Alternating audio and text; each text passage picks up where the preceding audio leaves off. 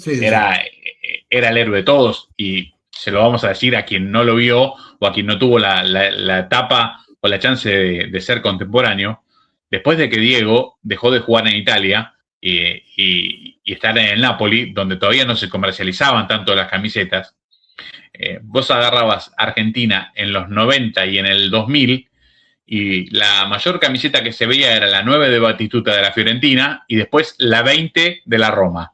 La 18 y 20 de la Roma la veías por todos lados. Batistuta era el héroe de los chicos, de los grandes y los chicos, y además tenía eso, permanecía eso, que había tenido Diego de jugar en un equipo chico en Italia. Entonces era, bueno, vamos siempre contra los poderosos. Y Bati tenía eso, además rendía en un nivel impresionante, y creo que fue más preferido de la gente, y además siendo resistido en el ciclo Pasarela 100%, y en el de Bielsa no voy a decir que fue resistido, pero no jugó tanto. Fue un momento donde él estuvo un poco más lesionado. En las eliminatorias Crespo jugó prácticamente todas las eliminatorias él. Fue el goleador Crespo de las eliminatorias. Bati termina con 5 goles en 5 partidos. O sea, jugó 5 partidos de las 18 eliminatorias. Muy poco. Sí, muy poco, es cierto. Y además pocos amistosos también en aquellos años. Así que no hubo América mucha chance. A la que Argentina no va, y otra acá con los jugadores locales. Con lo cual Bati jugó, creo que si jugó 10 partidos del ciclo Bielsa antes del Mundial es mucho. Sí. No hubo mucha chance de ver a Bati entre ciclo mundialista, entre mundial y mundial, razón por la cual, bueno, uno lo imaginaba dentro de la cancha. Realmente, además, los números de Batistuta en selección eran imposibles de sentar en el banco.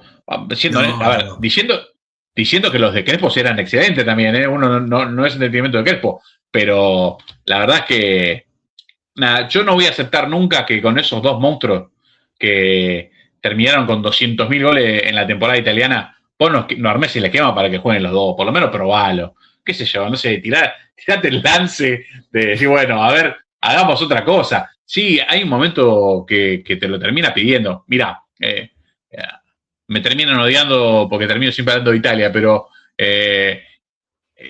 la Italia actual, que tiene muchísimos problemas, muchísimos, y no vamos a ahondarlo porque no tiene nada que ver.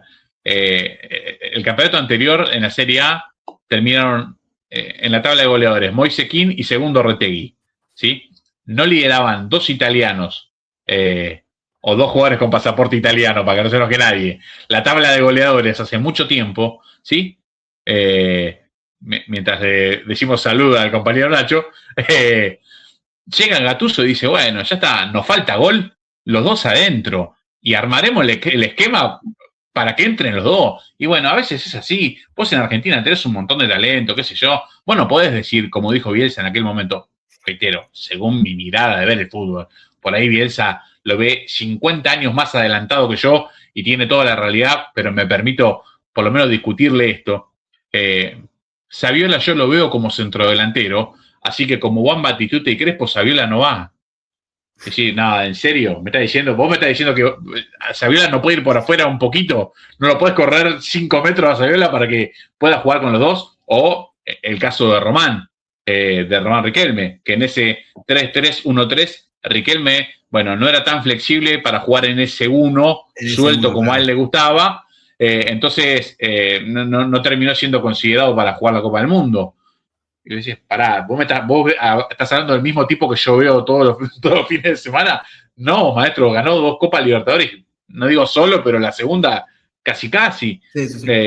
Bueno, era un tipo muy... los entrenadores, y lo digo teniendo todo el aprecio por el entrenador de fútbol, suelen ser caprichosos porque es parte de su laburo, ¿sí? Bueno, Bielsa era eso llevado al extremo, era a su forma o a su forma, creo que formó parte de su persona y su personaje, y nada, iba a morir con las botas puestas. Él prefería aparecer con nombres que, bueno, formaban parte más de su cabeza que de conformar al resto de la prensa, y ese fue el camino que eligió desde el 99 al 2002, y creo que potenció después del 2002 al 2004, donde empezamos a ver nombres que, bueno, algunos eran desconocidos para el público en general, pero te das cuenta que Bielsa hacía un seguimiento de jugadores que le interesaban a él. Sí. Pienso Nacho, en tipos como, a ver, no por la calidad del jugador, pero digo, Diego Placente, te aparece en una lista donde no había jugado muchos partidos en la selección y aparece en una lista y ya el tipo le da un lugar importante en el equipo donde termina jugando partidos. O sea, no es que fue para rellenar la lista, no, el tipo lo pensó y dice, bueno, ya está, este juega. O sea, si juego con Sorín más adelantado, el stopper por izquierda puede ser Placente porque yo quiero que se vaya como un lateral. Y bueno, después esa forma de ver el fútbol que tenía él, donde por ahí priorizaba la sorpresa por sobre un fútbol más tradicional. Por ejemplo, voy a decir, y lo vamos a ver en algún recorte de video, a él le gustaba más que Sorín por la banda izquierda terminara la jugada como falso 9 o como 9 bis, que jugar con los 2 9 que eran dos de los mejores del mundo. Qué sé yo particularmente me quedo con la segunda opción. Pero bueno, a Bielsa le venía funcionando, se terminó abrazando eso y fundamentalmente se murió con las botas puestas, Nacho. No terminó de romper nunca eso que en lo que él creía. Claro, el tema de morir con las botas puestas es que moriste. Sí. Es lo mismo, o sea. No es una defensa, es una descripción. No. Por eso. O sea, si vos decís muero con las botas puestas, bueno, es porque moriste. Yo prefiero no morir, yo prefiero vivir con botas. No sé, son puntos de vista, ¿no? O sea, yo hubiese. No digo que hubiese puesto a Batista y Crespo juntos en el Mundial, porque si no lo probaste en 4 años no lo vas a tirar en el Mundial, pero digo, antes era el momento. Crespo y Batistuta compartieron 18 minutos de campo en 3 años. Batistuta jugó poco, ya lo dijimos, tampoco es que tuvo tantas oportunidades de probarlo, pero él estaba negado desde el punto de vista mental, ya como, estos no van a jugar juntos, salvo que uno juegue por afuera, y Batistuta todos sabemos que no podía jugar por afuera, y Crespo tampoco tanto. Pero y además, desoyendo a los jugadores. Claro.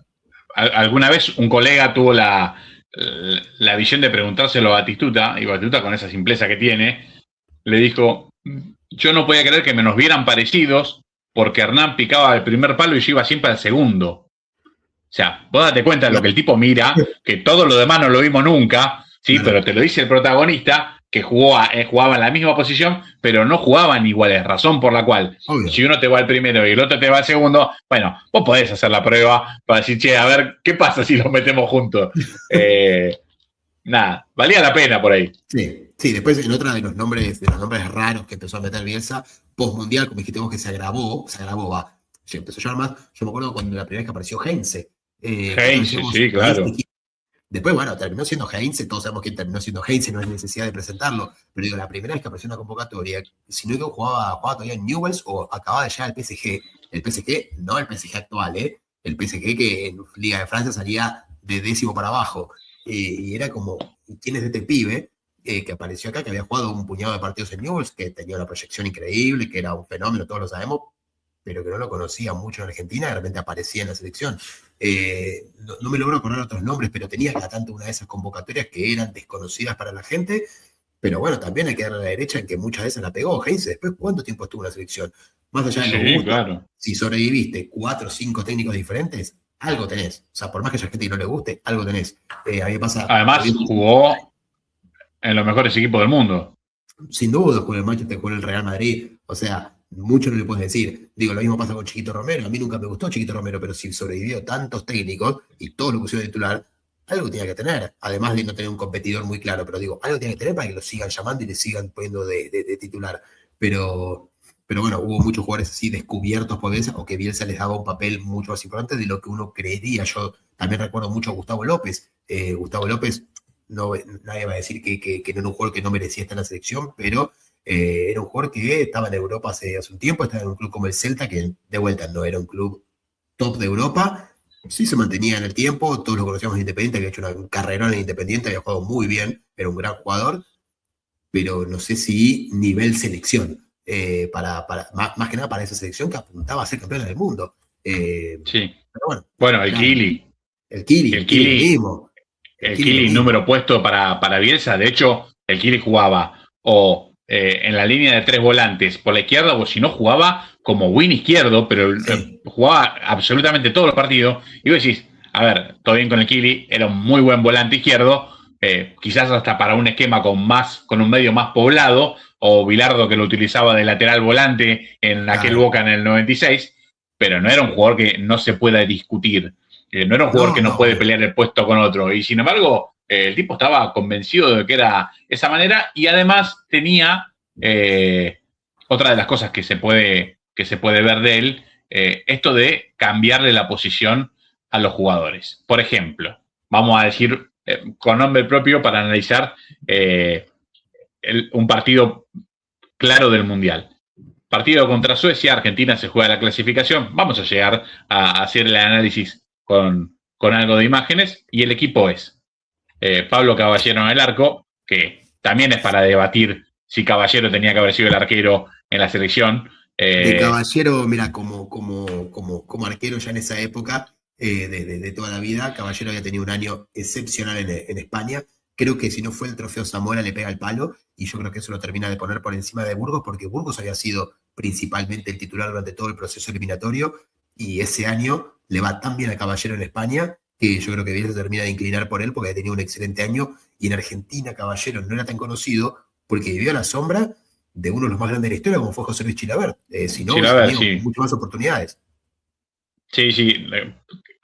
El nivel de Caballero en la liga local terminó siendo una incógnita antes de irse a Europa, y cuando volvió recuerdo que, bueno, ya estaba grande, ya era...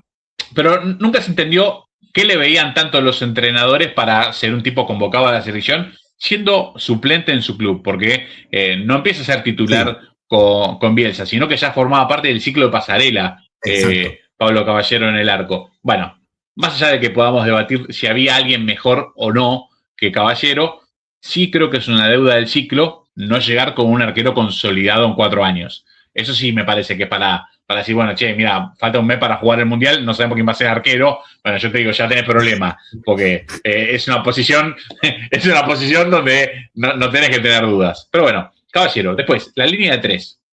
De un lado, Chamot, otro jugador que aparece cuando el Mundial está cerca, había estado lejos del ciclo todo el tiempo y se incorpora para jugar la Copa del Mundo. Del otro lado, Pochettino, y Walter Samuel juega en el rol de, entre comillas, líbero, que no lo termina haciendo del todo bien, porque esa era la posición de Ayala, que Ayala se lesiona en el calentamiento del primer partido, modificando todos los planes de Bielsa de jugar con Samuel a la izquierda de Ayala, ¿no? Que era el lugar donde jugaba en la Roma, que era el lugar que por el perfil tenía que ocupar en la cancha. Bueno, pero ese no sería tanto el problema. Después, el mediocampista central, Matías Almeida. Tiene lógica, Almeida era rueda de auxilio de todo el mundo, corría muchísimo, tenía un gran despliegue. Por delante de él, la especie esa de enganche que usaba Bielsa, Pablo Aimar, otro jugador con lógica en esa posición, pero los dos que jugaban en el medio por afuera de ese medio campo, del 3-3-1-3, eran de un lado Zanetti y del otro Sorín. Entonces, alguno me podrá decir alguna otra cosa, pero yo le voy a decir que si nos ponemos en malo, o si la idea no fuera tan ofensiva, o si el equipo no jugara del todo bien, yo podría decir que el equipo tiene 2-3 y 2-4, porque Sorín y Zanetti jugando en el medio, y la verdad, yo no sé si no es mejor poner un 8 y un 10, con el nombre clásico que le ponemos en Argentina, digo, un volante derecho o un volante izquierdo, que poner dos laterales de oficio subidos, porque es lo que eran, por más que fueran muy bien al ataque y todo, de oficio eran laterales. Sorín lateral izquierdo y Zanetti lateral derecho. Después, que con el fútbol y con el tiempo y con la carrera hayan jugado en otros lugares, bueno, no tiene nada que ver. Originalmente jugaban en ese lugar. Y después, la delantera tiene lógica. Ortega de un lado, el Piojo López del otro, Batistuta como centrodelantero. Pero quiero decir, era un tipo también muy encaprichado, muy puesto en este lugar de yo a los jugadores le encuentro un lugar distinto del que todos le ven y además, otra vez más, por si no quedó claro antes, de morir con la de él. No iba a cambiar bajo ninguna circunstancia, aún cuando lo que veía en la cancha le demostrara que no tenía razón. Y eso es grave. Eso sí es grave. Y sí, porque no te da maniobra. A veces en vez de Almeida y Mar era Simeone Verón, Pero Claro. era eso, era puesto por puesto. Pero nunca jugaron Simeone y Almeida juntos, salvo que Almeida haya jugado ocasionalmente en el lugar de Zanetti como lateral. Después Verón y Aimar bueno, si Verón se animaba a cubrir un ratito el puesto de Almeida Exacto. y de Verón como Simeone. 5. Claro, Verón como 5, pero como único 5, lo como que no único hizo nunca en 5. su carrera. Ni Lo que no siquiera, hizo ni nunca en su siquiera, carrera. ni cuando volvió a Estudiantes lo hizo, porque al lado tenía a Braña, que le hacía todo el trabajo sucio, jugaba el doble 5, pero un doble 5 que marcaba, que metía, porque Verón siempre fue de meter. Para los que tal vez no lo vieron y creen que solamente es un jugador que juega bello, Verón metía, y si tenía que pegar, pegaba, que daba calambres. Un jugador, como se dice, con huevo, pero nunca de único 5. O sea, siempre tenía que tener otro 5 de marca al lado. Él era un 5 más de juego. Verón alguna vez creo que lo definió, creo que fue el flaco Menotti que dijo, el prototipo del volante moderno, y es la mejor Claro, y descripción. sí, y sí. Verón hacía todo. Verón tenía Sí. ida y vuelta, tenía marca, tenía buena pegada, todo lo que vos busques en un jugador. Bueno, ese tipo lo tenía, era un jugador bárbaro. Sí. Pero claro, se destacaba más en un lugar, como decía Nacho, en un medio campo de 4 o de 5, no teniendo que tener la responsabilidad él de la marca. De hecho, Bilardo en Boca lo usaba con Fabián Carrizo atrás, y la época de la Sampdoria, la época de la Lazio, la época de Estudiantes, siempre jugaba con un volante central atrás. De hecho, en algún momento era Simeone o Almeida en la Lazio. Bueno. Exacto. Y Verón lo que hacía también muy bien era llegar de sorpresa al gol. Como ese volante que se libera de llegar por atrás de los delanteros para definir. Me acuerdo, yo me lo acuerdo claramente porque fue a San Lorenzo, pero un gol que le hace a San Lorenzo jugando para Boca. Creo que fue en un partido que Boca le gana 2-1 en cancha de San Lorenzo. En el 96, clausura 96. Año 96, el gol olímpico de Silas para abrir el partido. Después, exacto. No sirvió para mucho, más que para la estadística, pero digo, Verón era un tipo que llegaba por sorpresa. Lo vimos también cuando volvió a Estudiantes, para tal vez lo que ya lo recuerda una vez que volvió. También muchos goles entrando sobre el borde del área grande, rematando casi desde adentro del área, pero desde el borde, llegando por detrás de los delanteros, que eran, generalmente Calderón, alguno de esos, Calderón, que podemos hacer un podcast aparte de Calderón con Bielsa, si te interesa.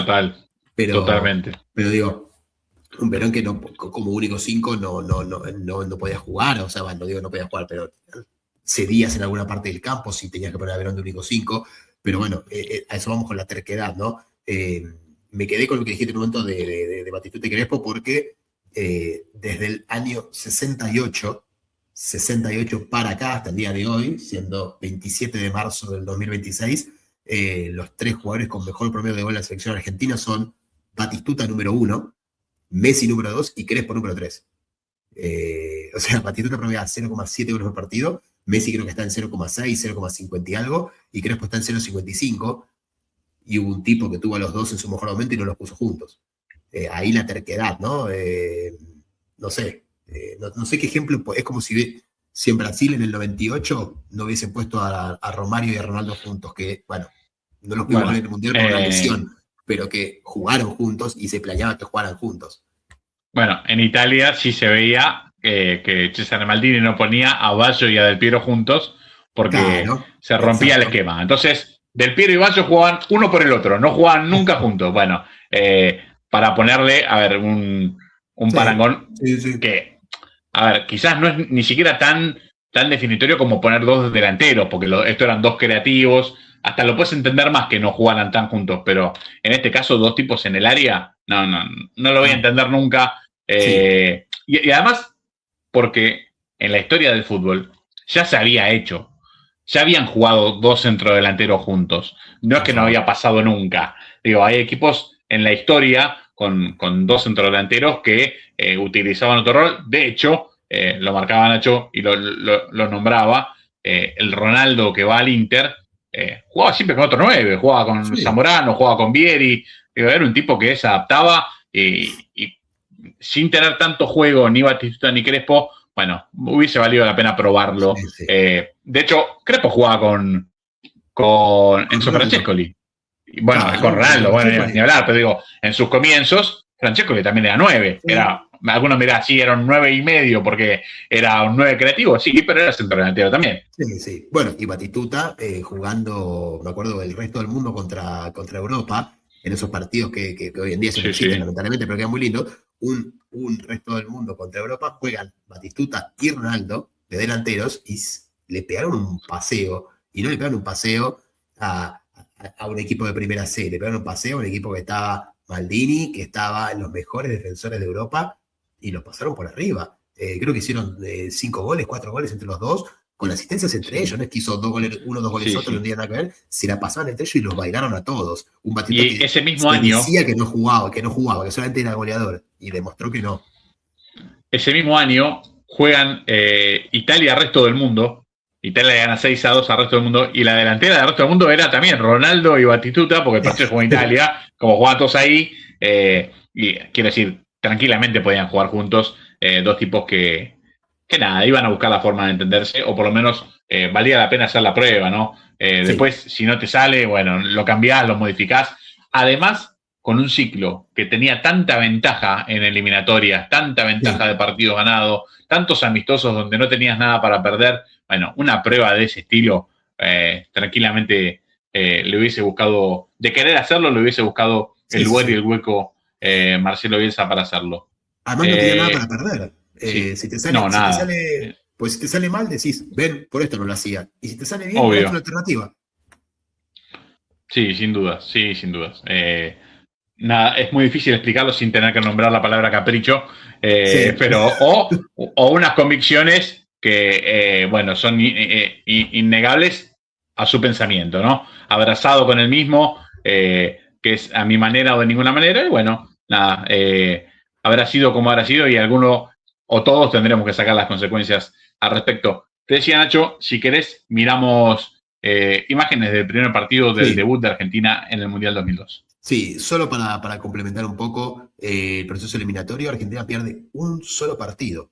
Uno solo pierde, piense, o sea, fue inclusive mejor que el proceso actual de Scaloni, que todos lo describen como el mejor de la historia, que le pegó un baile a todos. Bueno, fue aún mejor, perdió solamente con Brasil, 3-1 en Brasil. Un día que hizo un gol el famoso Alex, el jugador de Palmeiras y Fenerbahce, y 2 goles de Vampeta, con descuento de Almeida. El gol de Vampeta, sí, me acuerdo. Exacto. Y Bielsa, recordemos, 18 partidos de una eliminatoria, y los 8 que dirigió de la siguiente, de 26 partidos, perdió solamente 2, y los 2 contra Brasil, los 2 en Brasil, y los 2 3-1. Después no perdió con nadie más. O sea, desde los números, el proceso eliminatorio no tiene mucho para criticar. La verdad que no se están guardando todas las críticas para cuando quede afuera del Mundial, porque no había nada que decirle desde los resultados.